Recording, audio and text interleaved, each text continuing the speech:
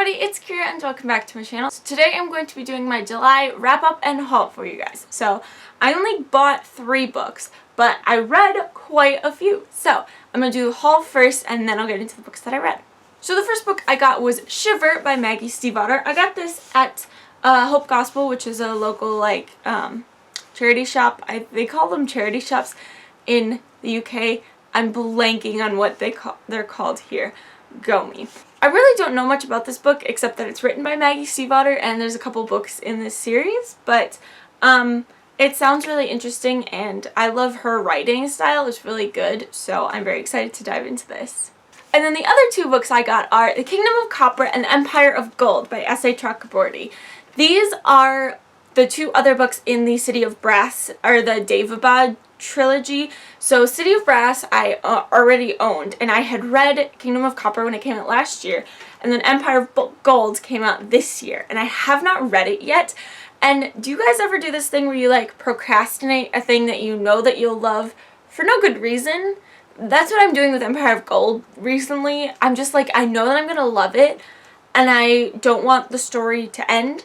So I haven't read it yet. So I'm rereading The Kingdom of Copper. I actually just started rereading it a couple days ago because I need to reread this before I find out what happens in this. But I'm really excited to find out how the trilogy comes to a conclusion, especially after the cliffhanger ending that was Kingdom of Copper. Oh my goodness, need to know what happens. So I'm very excited to dive back into these. Alrighty, so those are all the books that I got. Let's jump into the books that I read this past month. So the first book I finished in the month of July is A Song Below Water by Bethany C. Morrow. I talked a little bit about this in my last wrap-up and haul because I just got it last month. Or in June. Time's hard. So this is about 2 friends, Tavia and Effie. And I don't know how to explain this book properly. So it's magical realism or I don't really know how to even classify it. So it takes place in a world that is contemporary, except there are people that have abilities. And so there's also creatures like sprites. And there's black girls are sirens. Not all black girls, but sirens are always black girls. And then there's a whole thing to do with the Renaissance Fair as well, which was really interesting. Yeah, I don't know how to explain it, but it's basically these 2 best friends who have to help each other and keep each other's secrets in regards to this magical life and this weirdness that happens around the 2 of them often. One of them is a siren for sure, and she has to keep that secret, and the other one doesn't really know what is going on with her magic. So it's really interesting and cool. I struggled with it just because of the magical element, which is so weird because I love fantasy. So I think it was the magical realism aspect where it was our contemporary world. All the kids at school had cell phones, they're driving cars, but there was these magical elements to the world that you were kind of expected to know. The book gave you little snippets of information as you went along, but it was just a little confusing for me and trying to figure out what was going on in the characters' lives as well. So I think I'm gonna I think I'd give this 3.5 or 4 stars because the story was really interesting and I loved the story aspect. But for me, the world building was really difficult to grasp. So I think if I were to come back and reread this in a year or something, I would enjoy it a lot more. Just because I don't know why that the fantasy aspect should not have been a problem for me, but for some reason it was. And I'm so sad that it was because I loved the story and I loved the characters, but I just had such a hard time wrapping my head around the fact that these people were magical in our world. I don't know. I also have not read a lot of magical realism before, so usually when I read it's either fantasy where it's a completely different world, or it's something like Harry Potter or The Mortal Instruments where it's in our world but their world is kind of a separate world, so we don't have a ton of crossover between them. So I don't know. I struggled getting into it, But I loved the writings, like the writing was really interesting, and I would love to read more of this author, of Bethany C. Morrow's work. I know she has a couple other books out, so I would love to read them. But yeah, I don't know how I feel about this book. I just don't even know. The next book I read was a reread, and that is An Absolutely Remarkable Thing by Hank Green. So this is the first book in his series, which the second book came out this past month. And so I definitely needed to reread this before I could read the first book. I do have a review for this, so I'll leave a link to that in the description below. But this is basically these like alien statues appear on Earth all at the same time. And our main character, April May, she makes a funny YouTube video about it and it ends up going viral. And so she kind of has to deal with the instant fame as well as like trying to figure out what these like weird statue things want and what they're doing here. It's a really good look at fame and social media and how we interact with those and how we interact with other people in relation to those. It's such a good book. Plus there's this really cool like sci-fi element of these statues that they're trying to figure out what is going on with them. And there's also this like shared dream that starts happening. It's so good. I really, really enjoyed this book the first time I read it, and I really enjoyed it the second time too. It was interesting because I found like different things stuck out to me this time than like the first time I read it when it came out like a year or two ago. And like the things that stuck out to me were once April starts like building an audience, there's somebody who comes along and like is almost like combating her and like going against her and trying to take her down, and he starts to gain an audience. And so I saw a lot of the like tension between the two of them as like in our world right now, where there's a lot of like, oh, you're either in this camp or you're in this camp, and you don't like the people who are in the other camp, and you have to do everything you can to destroy them, whether it's about like literally anything.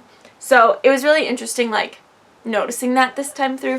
But yeah, it's such an interesting read, and it's really fun, and I highly encourage everybody to go read it. Next up, I finished the only audiobook for this month, and that was Clap When You Land by Elizabeth Acevedo. This book was so good! The audiobook is narrated by Elizabeth Acevedo, the author, as well as somebody else whose name I am forgetting. Go me. But Elizabeth Acevedo narrates all of her other audiobooks as well, which is really fun because they're written in verse, and so you really get a sense of like how the book is like supposed to be read, which is really cool. Clap When You Land follows the story of two girls, one named Camino, who is from the Dominican Republic, and the other is named Yahaira, and she lives in New York City. And they don't know it, but they are actually very much connected. They actually share a father, so they're sisters. And their father dies in a plane crash when he is traveling from New York City to go to the Dominican Republic. And so you get like both of these girls who have very different upbringings, but still share a lot of the same feelings and a lot of the same doubts, and just a lot. They do end up sharing a lot more in common than they think. And so they have to kind of process this grief of losing their father with also the feelings of like finding out they have a sister and the fact that their father had a completely separate life than they imagined he did. So it's so well written. The audiobook is really good. I love all of Elizabeth Acevedo's work so far, and can't wait to see what she writes next. This is her newest release, and I was really glad to listen to the audiobook for it. So the next couple of books are all books that I managed to finish during the reading rush. I have vlogs for that. I will link them down below. So the first one is A Thief Among the Trees by Sabaa Tahir. This is the Ember verse graphic novel about Helene and Five and their... Helene and Five. Oh my word. I just finished The Umbrella Academy Season 2. It's really good. Go watch it. But no, Five is stuck in my head. They are fivers. That's where that came from too. But it's Helene, Elias, and their friend Tavi. And one of their adventures as fivers away from Blackcliff, but still in their training. And it's really good. The art is really cool.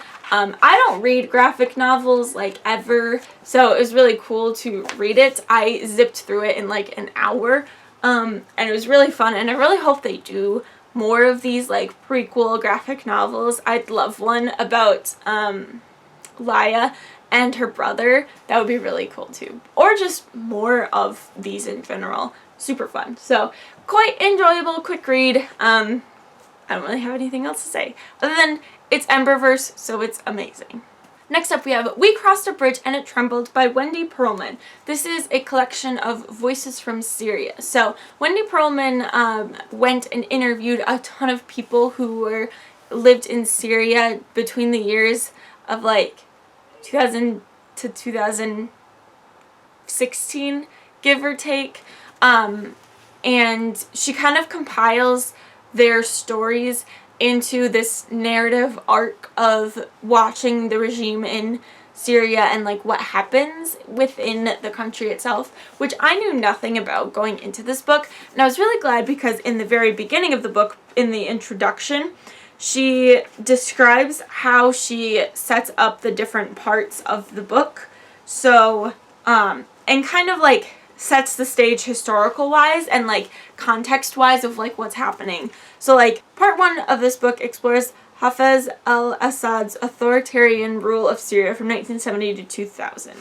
And like it explains like, okay, and then this part talks about this, and then this part talks about this. And so it's a collection of people's stories that she then put into a more like narrative arc of what happens in the country. It was really, really good, and I'm very much interested in reading more of this kind of work. Again, the only thing I knew from Syria was that there was the Syrian refugee crisis a couple years ago, but that was like it, and I didn't really understand like what and why that was all happening. So it was really cool to be able to read this. I mean, heart-wrenching, definitely. There's a lot of stories of struggle that go on in this book and a lot of horror that happens within the country. But it was really interesting and really cool. And I loved at the end, it was kind of a more hopeful ending, and like these people are trying to make new lives for themselves, and it was really good. So I would highly encourage you to read it. And if you can, discuss it with some people in your life. It's really interesting. After that, I read The Giver by Lois Lowry. This is a collection of all 4 of the books, which I didn't realize there were 4 of them before I got this, but I just read the first one. Well, it was a reread for me. I've never read any of the other books in this series, so I'm very excited to get to it. But The Giver, if you've never read The Giver, it's basically this dystopian society. Well, it's kind of like utopia, you think it is. And then you kind of find it's dystopian. Anyways, people don't have like long-term memories, and so the main character Jonas gets chosen to be the person that has all these memories and all this pain, and he also learns he can see color, and so he kind of figures out that his life, what he thought was perfect, is not actually that great, and so he has to figure out what to do about that. So the end of the book ends on kind of a cliffhanger, and so I don't know why I've never read any of the other ones, but I am very excited to read the other ones, and like this version, this copy is like really cool and gorgeous, so I'm very excited to continue on the story. And then my last read from the reading rush is Hamilton the Revolution by Lin-Manuel Miranda and Jeremy McCarter. This is the story of the musical Hamilton, kind of Lin's process writing it, the process of casting, the process of everything. Has a lot of really cool details about the choreography, the staging, the lights, the props, everything really about the musical. And then it also includes lots of pictures and the lyrics for all of the songs. So like this is from Satisfied, so it has picture and all the lyrics to all the words in the songs. So it was really cool. I read this when I first got it a couple years ago, but I hadn't read it since, so it was really cool having seen the Disney Plus version like 20 million times to go back through and like reread this and see and like remind myself of what that process looked like, and it was really cool. So if you enjoy the musical and want to learn more about it, I encourage you to get this book. It's really interesting, and the amount of detail within everything is incredible and crazy. After that, I finished A Beautifully Foolish Endeavor by Hank Green. So this is the sequel to An Absolutely Remarkable Thing, and was so good. Oh my goodness. So I can't talk a ton about what happens in this, but you actually follow multiple point of views in this book. So you follow all of April's friends, Maya, Andy, Miranda, and oh, that's it. It's Maya, Andy, and Miranda. And so you follow them on their journeys as things happen. The ending of this book is really interesting. There's a lot more like sci-fi elements to it. And one thing that was really, really interesting is that all the characters are very like brutally honest about their reactions and their intentions about things. There's a lot of times where characters will be like, I know this is really bad to say, but here's what I was thinking this way. Here's what I was thinking, and here's why I was thinking it, and here's what I did, and this is why I did it. And I know this is really terrible, and I'm a terrible human being, but this is what I was thinking at the time. And it was really interesting because I don't feel like I've ever read a character, like characters that are so brutally honest about their intentions and their actions being crappy, and them being willing to admit that like, hey, this was wrong, but it's because of this situation. This is how I responded. And it's not good, but it's what happened. And I felt like that was really, really cool and really interesting, and definitely made them all much more human and more relatable, because we've all done and reacted in ways that are not good and not healthy. So it was really interesting, and yeah, it was so well done. And again, like, not so much talking about social media, but just like talking about humanity and ideas.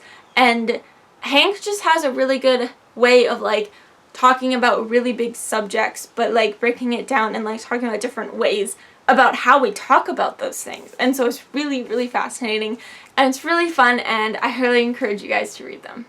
After that, I finished my 50 millionth read-through of An Ember in the Ashes by Salva Tahir. Penguin Teen was hosting a read-along. They're actually hosting read-along for all 3 of the books. So we finished Ember in the last month, which was actually the first time that I've reread it this year, which is kind of crazy that I made it like half the year before I reread this book. Literally don't have anything else to add. This is my favorite book. It's amazing.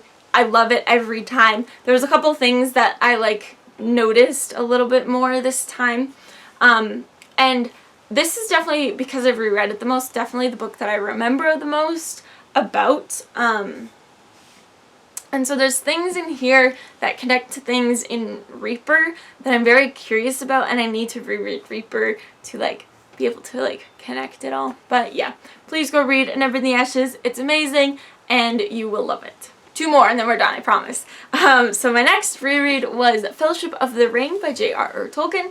So this I read actually as an IRL book club. Well, it's with IRL friends. We met over Zoom. So a bunch of my friends wanted to start a book club, so we decided to start with Lord of the Rings, which is kind of a big challenge for the first book for a book club. But it was really fun rereading this series, well, rereading this book specifically.